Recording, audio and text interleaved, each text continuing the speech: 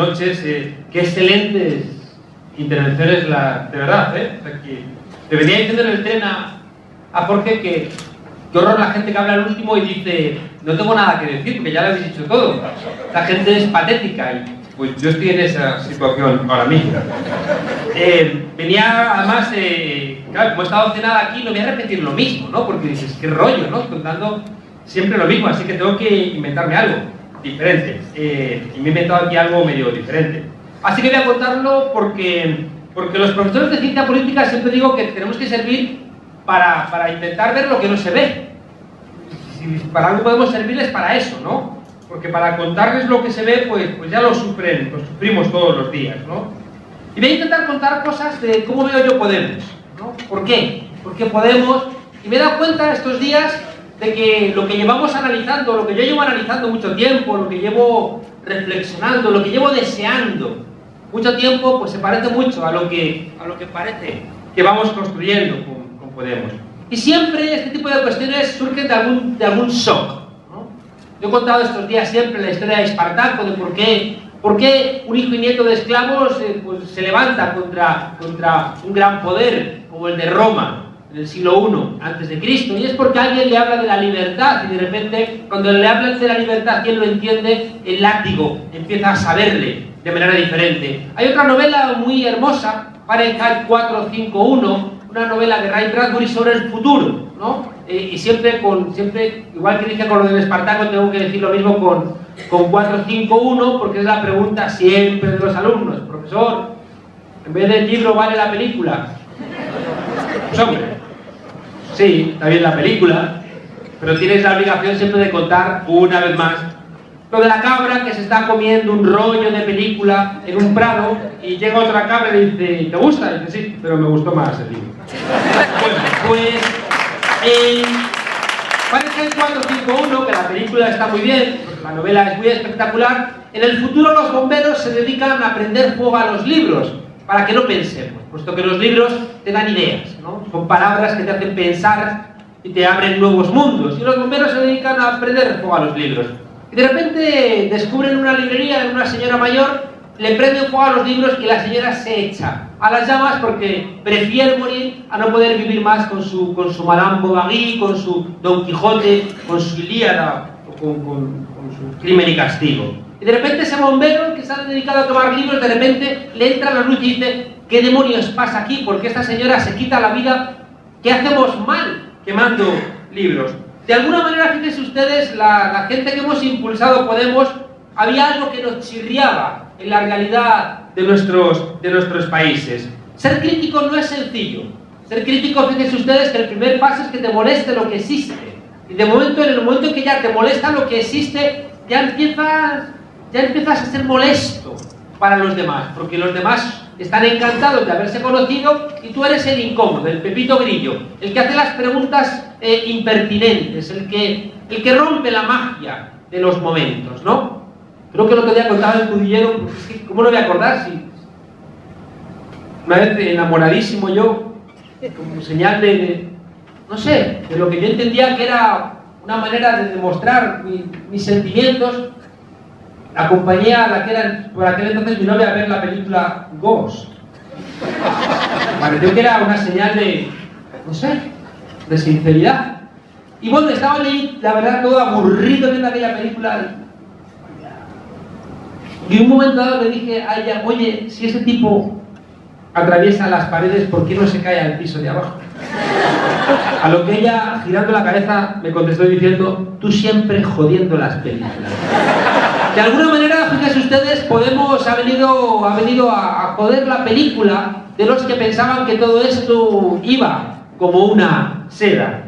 Hacer crítica les decía que es incómodo, porque primero señalas elementos con los cuales tú no estás tan contento, y la gente que está contenta con lo que hay te empieza a mirar raro. Tienes que hacer el esfuerzo de irte al pasado a ver cuándo lo que existe empezó a ser. Y tienes que hacer esa tarea intelectual de ser un detective, un arqueólogo del pasado. Cuando encuentras el momento en donde lo que pudo ser no pudo ser y lo que es empezó a ser, tienes que plantearte si lo que no pudo ser tuvo alguna oportunidad o no. Y otra vez tienes que irte hacia el pasado y decir, a ver, esto pudo ser, se murió de muerte natural o hubo gente que lo asesinó y otra vez otra tarea. Y cuando al final puedes demostrar que a lo mejor pudo haber tenido otra dirección, tienes que preguntarte si esa dirección que pudo ser hubiera sido mejor para la emancipación o peor. ¿Cuánto trabajo? No es extraño, fíjense ustedes, que la gente prefiera lo sencillo y prefiera no romperse mucho la cabeza. En Matrix, una película que me gusta mucho, cuando Neo, alguien con curiosidades, alguien que militaría en Podemos, ¿no? Una buena frase. Monedero dice que Neo militaría en Podemos. Lo pondrán al lado de eso de la fábrica de amor y esas cosas, ¿no? Bueno, para meterse conmigo, pero no me importa. Los que hemos estado en Alemania lo aguantamos todo. Les decía que en Matrix, cuando Neo empieza a sospechar y decide probar, le va a recibir Morfeo diciéndole: aquí tienes dos píldoras, la roja y la azul. Si optas por la azul, te olvidarás de que has estado aquí y que has tenido la certeza de que las cosas no funcionan. Pero si tomas la píldora roja, vas a venir a un mundo que está lleno de verdad y por tanto de libertad, pero no va a ser amable. Fíjense que la oferta de la píldora roja es la oferta del Génesis, cuando tú pruebas la fruta del árbol de la ciencia y el precio por conocer, el precio por saber, es que te expulsan del paraíso. Neo decide tomar la píldora roja y cuando despierta, después de que lo han desconectado, Morfeo le dice: bienvenido al desierto de lo real. Fíjese que los que intentamos hacer ciencia política crítica, o los que intentamos también ser ciudadanos críticos, nos encontramos, ya digo, con toda esa incomprensión y nos encontramos a menudo con ese desierto de lo real. Pero también es verdad que nos encontramos con la libertad. A menudo cuando estamos solas y solos, con ese dolor acumulado por ser críticos, a veces las fuerzas sentimos que se nos escapan. Ay, pero tenemos una recompensa que no tiene nadie. Y es que cuando la gente libre se encuentra con la gente libre, se convierte en una fiesta. Y por eso me encanta estar aquí en Avilés con ustedes, porque esto es una fiesta de gente libre. Bueno, me gustan en las películas un tema que viene del mundo griego, ¿no? Que es que decían los clásicos que la vida te regale un desarrollo apacible y cuando seas ya mayor tengas que morir en el campo de batalla defendiendo tu soberanía y tu libertad. De alguna manera las películas del oeste, que nos gustan mucho a los politólogos porque son películas de frontera, películas de construcción de lo que todavía no está construido, siempre hay un granjero que es un buen tipo, que está ahí dedicándose a su tarea y vienen unos cuantos canallas, ¿no?, a tocarle las narices. Bien, de alguna manera, fíjense ustedes, en Podemos somos un poquito así. Somos gente que estábamos en nuestras tareas, gente que estábamos dedicándonos a lo nuestro, pero ha habido un momento en donde han venido una serie de canallas a tocarnos las narices y hemos dicho: esto no puede ser, ¿no? Es un poco lo que han planteado Tania y Jorge, ¿no? Todos esos, como yo digo en lo último que he escrito, todos esos canallas que andan envalentonados. Y andan envalentonados en tanto en cuanto nosotros andamos perplejos. Ellos están tanto más crecidos cuanto nosotros más afocados estamos, cuando nosotros estamos más en shock. Que bien lo cuenta Naomi Klein en su libro La doctrina de shock, ¿no? Cuando de repente te aplican el electroshock, ya pueden hacer contigo lo que quieran. Y esos electroshock son inducidos, ¿no? No son solamente elementos que ocurren, como decía Jorge, como si lloviera, como si fueran elementos naturales. No. Hay voluntad, hay política concreta, hay intención concreta de que estemos en política de shock. Bueno, miren, Podemos tiene tres grandes amenazas, tres grandes contingentes de problemas, tres grandes elementos a los que combatir. Y fíjense, hay gente que tiene uno, nosotros tenemos ni más ni menos que tres. Primero tenemos a los de arriba, a los canallas, a los de arriba y compañía, que son un 10% de la gente, pero son un 10% que tienen una serie de características muy peculiares. Es que están muy unidos, lo hemos dicho toda la vida. A la gente tradicionalmente de la izquierda les separan sus ideas, en cambio a la gente de la derecha o del poder le unen siempre sus intereses. Los de arriba se caracterizan primero, fíjense ustedes, por algo que creo que va más allá de enzarzarnos en la discusión, como bien decía también Jorge, de que si somos de derechas o si somos de izquierdas. Claro que yo me intuyo claramente en una tradición histórica que ha sido desde la Revolución Francesa identificada con la izquierda, pero hoy en día tengo dificultades para pensar si hay gente que se llama a sí misma de izquierdas y comparte conmigo mis mismos ideales. Y por tanto, como creo que se ha convertido en una categoría llena de confusión, no me voy a pelear por esa categoría. Hay gente que plantea que cuando nosotros decimos que no queremos discutir sobre izquierda y derecha, estamos repitiendo esa añagaza de José Antonio y los falangistas que decían que no somos ni de derecha ni de izquierdas, que es lo que repite UPyD. Es una manera de engañar a la gente, porque los que dicen que no son ni de derechas ni de izquierdas siempre son de derechas, ¿no? En cambio nosotros, en modo alguno, estamos diciendo que no somos ni de derechas ni de izquierdas. Lo que estamos diciendo es que no vamos a enredarnos demasiado en cuestiones terminológicas, porque hay mucha gente que, como estos sindicalistas sinvergüenzas, que han sido pillados con las manos en vez de las barricadas en las mariscadas, y que salen del juzgado levantando el puño y cantando la Internacional. Le dices, yo no tengo nada que ver contigo. Y si a ti te representa el puño y la Internacional, yo tengo que preguntarme si realmente tengo algo que ver con gente que hace lo mismo. O un partido que dice que es socialista de obreros. Pues no lo veo. No lo veo en ningún lado.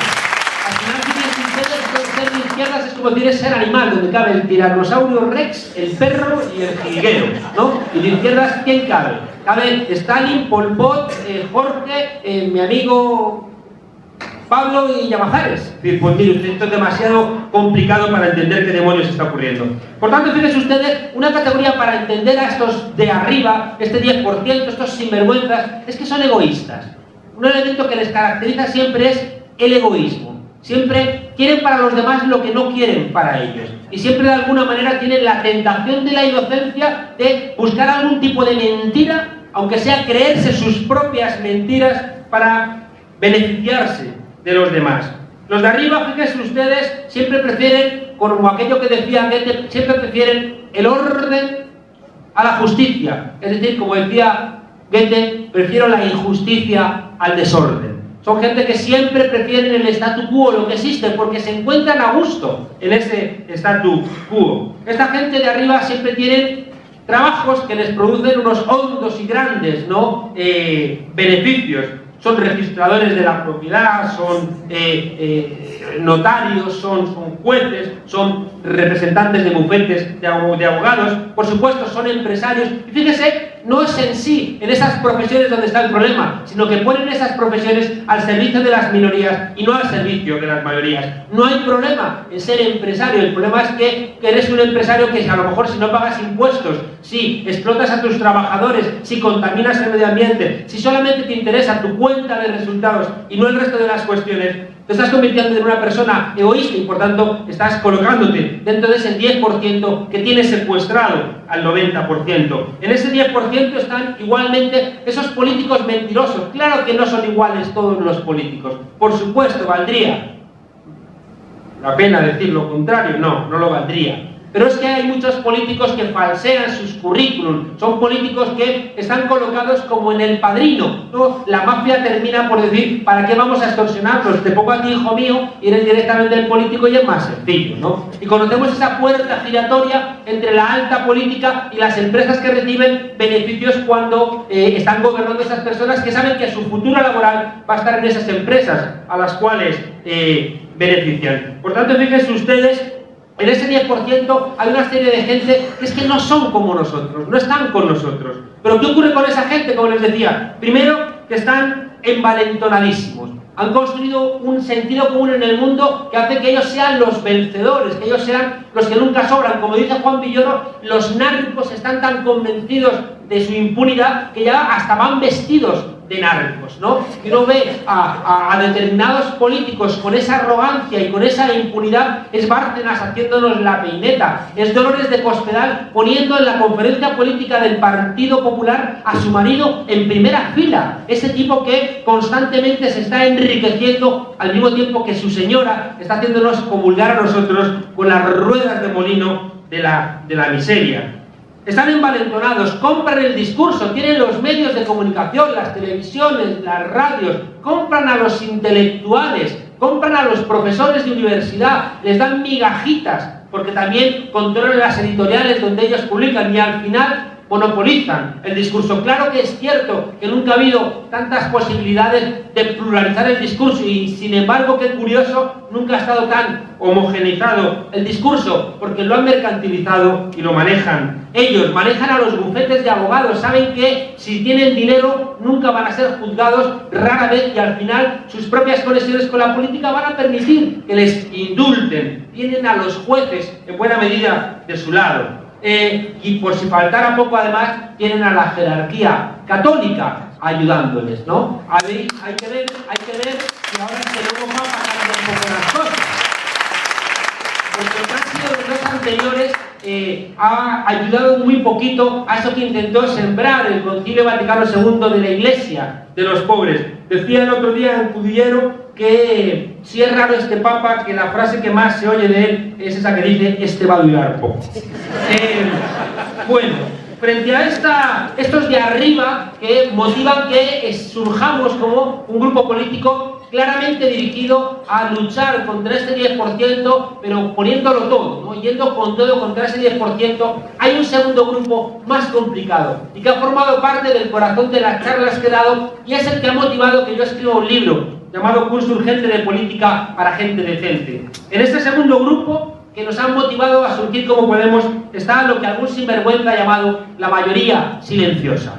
La mayoría silenciosa es una expresión de Nixon para plantear frente a la gente que estaba protestando contra la guerra. Cuando me tenga que callar me dice, porque yo me pongo a hablar. Yo me pongo a hablar y no paro, no tengo tasa. Como no me ven, además, digo, no te ven a ti, parece que se me ha ocurrido a mí callarme. Y te digo, qué humilde, ¿no? Bueno, decía que Nixon, cuando estaba en el movimiento de la lucha, o sea, la lucha contra Vietnam, déjenme contarles un chisme. Es que hay una película que odio y que ustedes aman, que es Forrest Gump. Forrest Gump fue una película financiada por dirigida por Robert Zemeckis, que fue uno de los principales contribuyentes a la campaña de Ronald Reagan. Es una película que tiene unos mensajes que a mí me ponen de los nervios, ¿no? Uno es que ser tonto es una ventaja en esta vida. Está toda la vida estudiando, toda la vida diciendo que tienes que aprender, y viene Forrest Gump y dice, no, tú sé tonto que te va a ir genial en la vida, ¿no? Segundo mensaje de Forrest Gump es: no protestes nunca, ¿no? Aunque tengas un sargento cabrón, tú no protestes nunca, aguanta con todo. Y la tercera es: a pesar de ser descerebrado y no protestar, tienes problemas, sal corriendo, huye y nunca enfrentes, ¿no? A veces yo veía aquello y me indignaba, ¿no? Claro, por eso me abandonan todas las novias. Estoy soltero, lo dejo caer por sí. Bueno, pero fíjense ustedes, el mensaje terrible de Forrest Gump, el más terrible de todos, es que el momento más dramático de la película es cuando muere su supuesta novia. ¿Y de qué muere la novia? De SIDA. ¿Y quién le pega el SIDA? Ni más ni menos que el líder contra la guerra de Vietnam, ¿no? Es decir, que sin darte cuenta te van colando en la película unas cosas que dices, pues no puede ser. Imagínese una persona que no sepa de que el líder contra la guerra de Vietnam va pegándole el SIDA a las enamoradas de un tipo tan entrañable como Forrest Gump, a la hoguera con él, ¿no? En fin.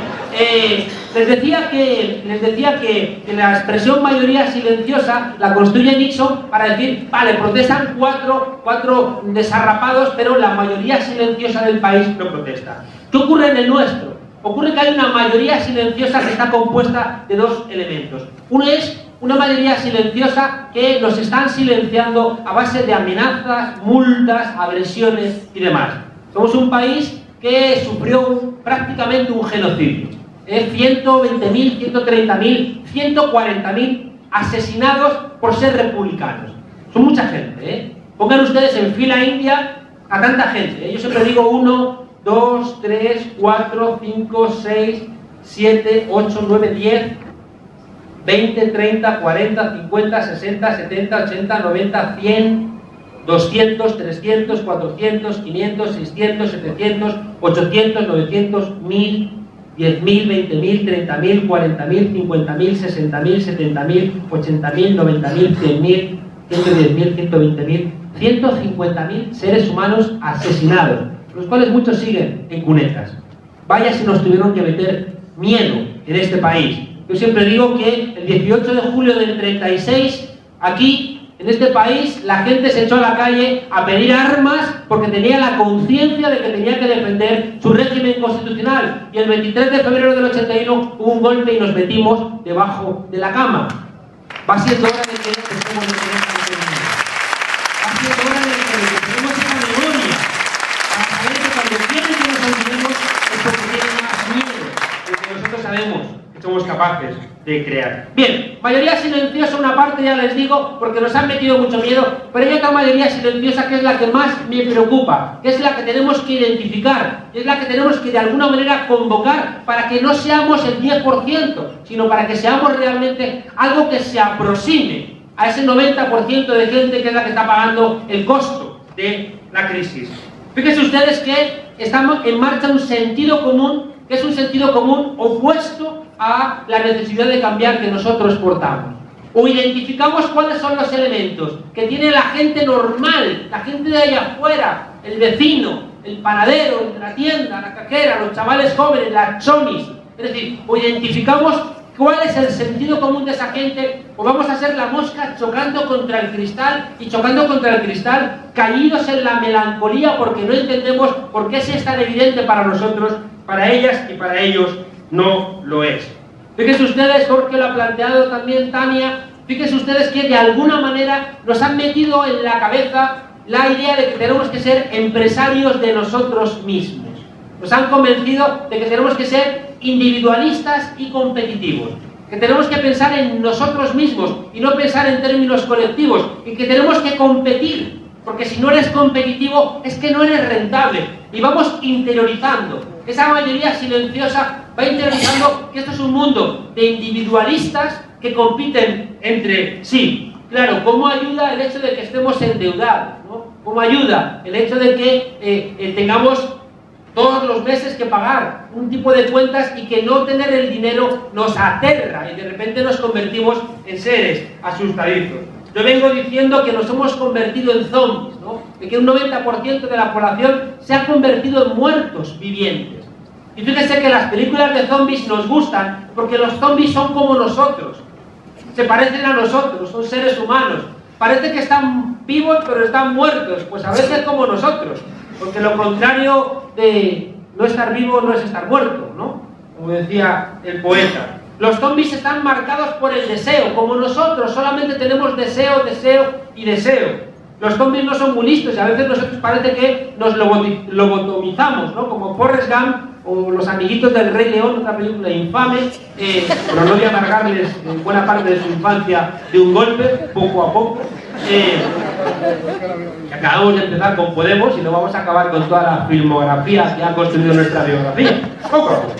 Les decía que como los zombies, ya digo, estamos de alguna manera motivados a no pensar mucho para no amargarnos la vida, a de alguna manera distraernos, ¿no? ¿Saben cuál es el problema de los zombies? Que por un lado, los zombies, la idea central, para poder pasar a lo siguiente, los zombies es una metáfora de nuestra propia infantilización. Fíjese que uno de los problemas que yo veo de esa mayoría, de ese 90%, es que se han infantilizado. Y me gusta recordar que infant es el que no fona, infonis es el que no tiene voz. Y siempre que tú no tienes voz, necesitas un adulto, que sea el que hable por ti. Es que, fíjense ustedes que las mujeres, hasta los años 70, hasta el año 77, si mal no recuerdo, no podían abrir una cuenta en el banco en este país si no les autorizaba su marido o su padre. No, hasta el año 77. Y por tanto, fíjense ustedes, las mujeres no tenían voz, no podían tener, dame para el mercado. Yo como recuerdo a mi pobre madre, mi pobre padre, dame para el mercado si ya te di, ¿no? Es decir, como esa discusión permanente, ¿no?, de las mujeres porque no se les permitía, ya digo, ser mayores de edad. Fíjense ustedes que ese 90%, como los niños, como los infantes, tienen gustos muy sencillos. A los niños les gustan solamente los espaguetis, el ketchup y la Coca-Cola. ¿Por qué? Porque son sabores sencillitos. Y le das alguna otra cosa que implica los ácidos o los amargos, que son los sabores que nos permiten crecer gastronómicamente, y a un niño no le gusta. Al niño solamente le gustan las comidas muy muy simples. Claro, cuando eres un niño lo entendemos, pero ya de mayor, que sigas comportándote gastronómicamente como un niño, eso ya es más preocupante. O los niños siempre quieren que le cuentes el cuento de la misma manera. El niño, si le cuentas de pronto el cuento y cambias algo, el niño te dice, no es así. Y tú piensas, cabrón de niño, ¿cómo era el cuento este? Porque el niño necesita que tú le cuentes el cuento igual, porque si no tiene miedo, porque los cuentos son elementos para darle a él seguridad, y si le cambias el guión, el niño se siente inseguro. Coño, pero un adulto. Y fíjese que en todos los ámbitos de nuestra vida, esa infantilización la estamos trasladando, y de repente la gente solamente quiere sabores sencillos. Como decimos, solamente quieren escoger en la política entre la Coca-Cola y la Pepsi-Cola. Es la gran aventura que se atreven a experimentar. Y saben que son malas, ¿no? Y que te producen gases, pero que, bueno, al fin y al cabo, más vale lo malo conocido que lo bueno por conocer. Y eso, sin darnos cuenta, se nos cuela por todos los rincones de nuestra vida. Es que uno ve la cartelera y está hasta las narices de ver La Edad del Hielo 5, Los Juegos del Hambre 3, Los Pitufos 17, La Jungla de Cristal 9... Y ahora, nosotros que nos queremos estupendos vemos series. Y nos damos cuenta de que las series son lo mismo, porque ya las series no se acaban nunca. Y hay gente que se cree súper especial porque ve Juego de Tronos y desprecia a los que ven Gandía Sor. Cuando Juego de Tronos es Gandía Sor, pero con un enano maquiavélico. Bueno, y les decía que...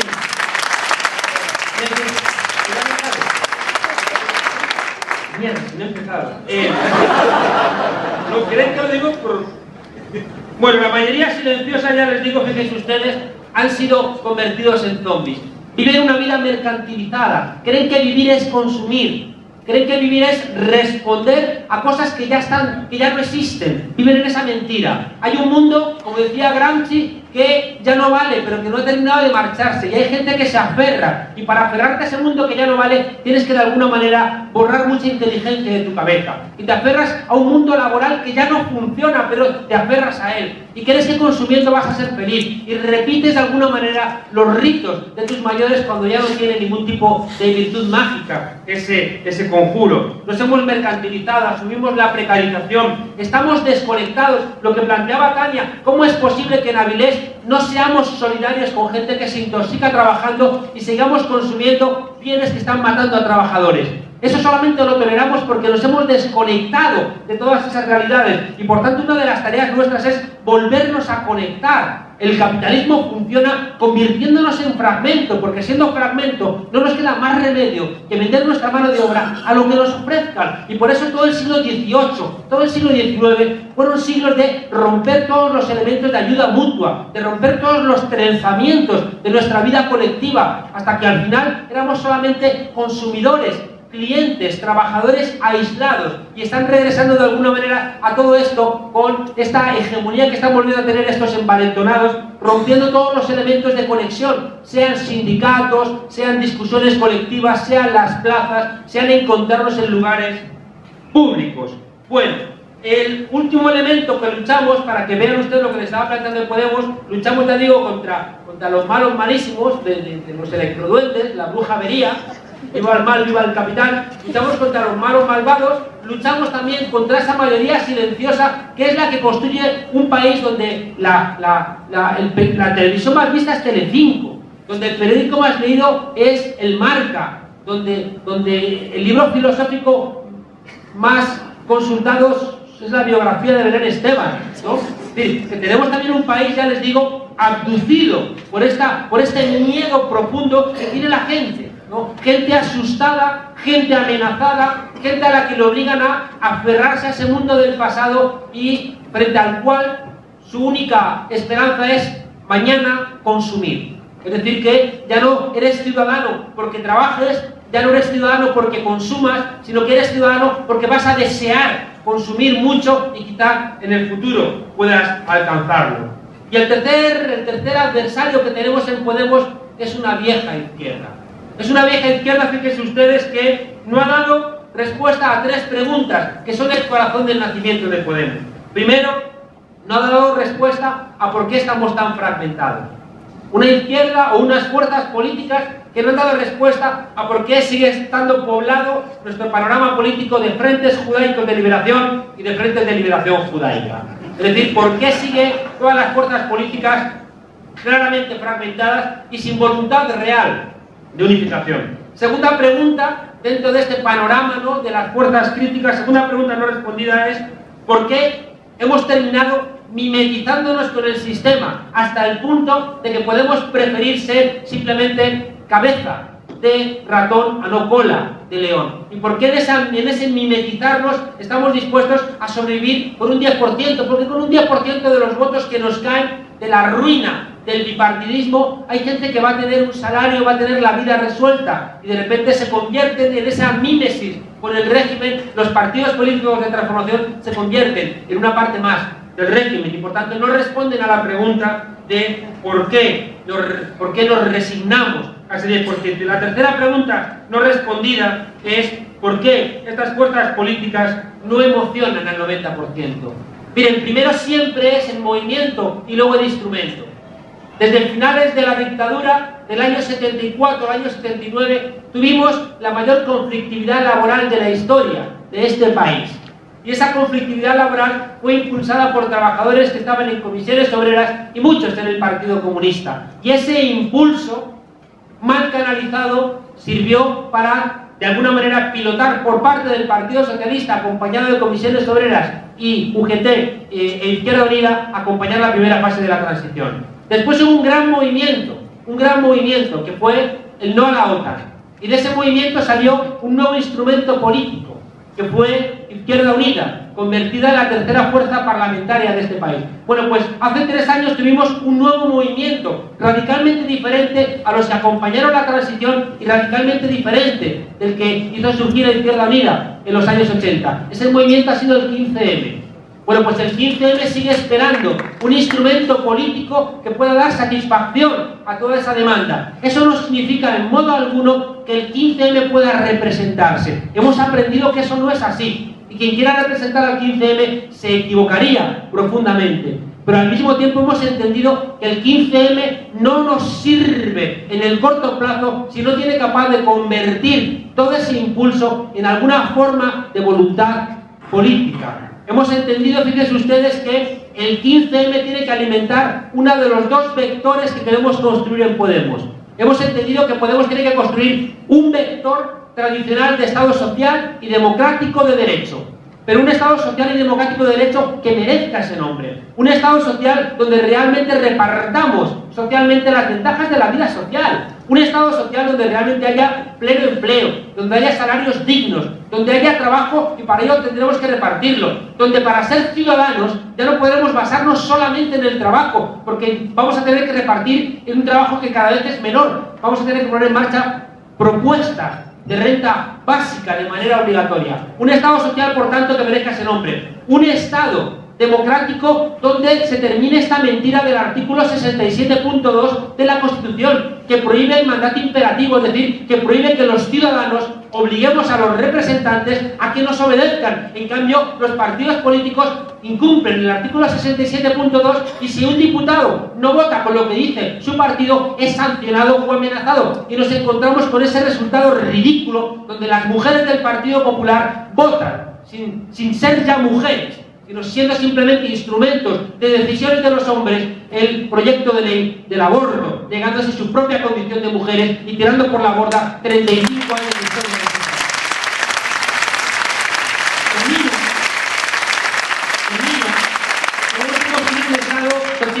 Un Estado democrático y también un Estado de derecho. No se olviden que si hemos sido capaces de frenar en Madrid las privatizaciones de la sanidad, ha sido también porque ha habido jueces honrados que no se han asustado.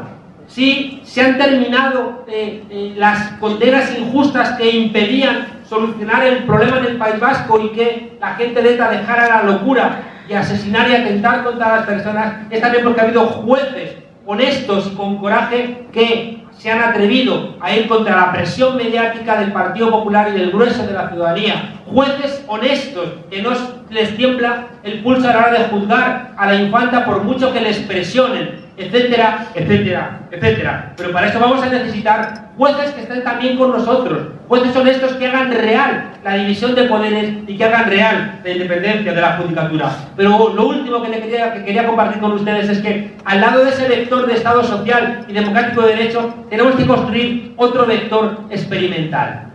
El Estado, por definición, es representativo. Y decía Rousseau en el contrato social que solamente se representa lo que no está. Porque si tú estás, ¿para qué te van a representar? Y por tanto había un problema lógico, y era que si representas al pueblo, el pueblo no está. Por tanto, en el planteamiento necesario de la democracia, al pueblo no lo puedes representar. Estamos en el siglo XXI y tenemos la posibilidad de poner en marcha fórmulas de democracia participativa. Tenemos la posibilidad de experimentar democracia local, de experimentar cooperativas, de experimentar formas de propiedad que pertenezcan a gente, no solamente al Estado, sino a grupos de gente, de experimentar control de instancias públicas, no por parte de los partidos, sino por parte de la ciudadanía. Sabemos, por ejemplo, que no queremos una televisión privada y tampoco queremos tener una televisión de partido. Queremos una televisión pública y eso nos obliga a experimentar nuevas fórmulas. Tenemos que ser capaces de pensar que hay un sector público, no estatal. Para luchar contra ese sentido común vamos a tener que, fíjense ustedes, terminar con las divisiones teóricas de la izquierda. Para pelear, fíjense ustedes, contra esta división, contra este problema de la propia izquierda, tenemos que terminar con ese divorcio entre reforma, revolución y rebeldía. Tenemos que terminar con este divorcio entre comunistas, socialistas, anarquistas. No vamos a ningún lado. No me da tiempo, pero les aseguro que si no recuperamos esas tres almas y entendemos que tienen que empezar a hablar entre ellas, vamos a seguir condenados a que los reformistas terminen siendo gestores del capital, a que los revolucionarios terminen alejados de la ciudadanía, ya que los rebeldes les ocurra como las olas en el mar, que solamente existan cuando hay viento. Tenemos que ser capaces, ya digo, de conjuntar en cada uno de nosotros y nosotras un alma rebelde, un alma reformista y un alma revolucionaria. ¿Que es fácil? No, ¿cómo va a ser fácil? Es bien complicado, porque tenemos que desbordar demasiadas cosas. Y para desbordar muchas cosas tenemos que, en primer lugar, hacer un análisis diferente de la realidad. Tenemos que cargarnos de alegría. Hay gente que parece que sigue entendiendo que esto es un valle de lágrimas y que no podemos cambiar si no sufrimos. Y es mentira. Me gusta mucho eso que aprendí en América Latina, que decía: somos mayoría, somos alegría. Y como conté en Cudillero, como cuento en todos lados, sé que esto es muy complicado, pero no se carguen ustedes todo el peso sobre sus espaldas. Recuerden a nuestro buen colibrí del cuento de Betiño: bosque que arde y todos los animales huyen despavoridos, elefante, rinoceronte, hipopótamo. Y cuando de repente el pequeño colibrí del Cudillero se regresa y con una gota de agua en su pico va hacia las llamas y escucha que todos los demás animales tan poderosos supuestamente le dicen: ¿a dónde vas, loco? ¿Qué te crees, que vas a apagar el fuego tú solo? Y ese pequeño colibrí le dice al hipopótamo de un PID, al elefante del partido de cascos, a la jirafa del Partido Socialista y al león del Partido Popular, le dice: mirad, no voy a apagar el fuego yo solo, pero yo voy a hacer mi parte. La primera lección de Podemos es que si cada uno de nosotros hacemos nuestra parte, vamos por el buen camino. Y la segunda gran lección nos están diciendo que cómo es que estamos poniendo la emoción por delante de tantas cosas. Pero ¿cómo vamos a renegar de la razón si somos profesores universitarios? Pero hemos entendido que a esa mayoría de este país que está abducida por el deseo de consumo, o le ponemos un deseo superior y más hermoso, o no vamos a sacarles, ¿no?, de esa trampa en donde están encarcelados. Hemos aprendido en América Latina que te tiene que doler tu pueblo y también que tienes que ser capaz de emocionarte con y emocionar a tu pueblo. Tenemos que romper esas trampas que parece que tenemos que ser suizos, tristes, siempre, para poder vivir, cuando no somos así. Nos gusta tener otro tipo de vida y por eso siempre termino recordando a Antoine de Saint-Exupéry, que si fuera de aquí estaría también en Podemos, y decía que si quieres construir un barco, no se te ocurra empezar nunca reclutando tripulación, cortando tablas, clavando clavos, levantando las velas, buscando las amarras, sino que si quieres construir un barco como Podemos, lo que tienes que hacer es crear en la gente anhelo de mar. Y estoy convencido de que ustedes ya tienen creado ese anhelo de mar, porque ustedes ya son Podemos, y con ustedes, madre mía, todo es posible.